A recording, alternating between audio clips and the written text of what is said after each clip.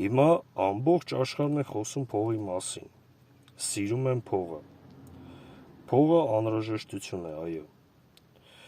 բայց փողը դա միջոց է, նպատակ չէ, փողը դա գործունեության արդյունք է,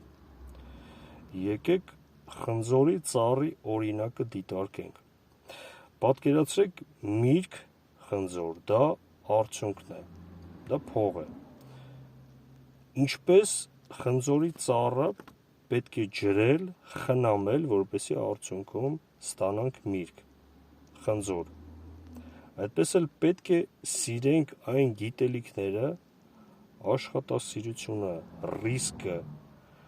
շփումը այն մարդկանց հետ, ովքեր հաջողակ են բիզնեսում և այդ ամենից հետո կունենանք արդյունք, փող, պետք է սիրել գործունեությունը, մեխանիզմները, որը բերում է փող, միայն փողի մասին մտածելը կամ սիրել փող արդյունք չի տա։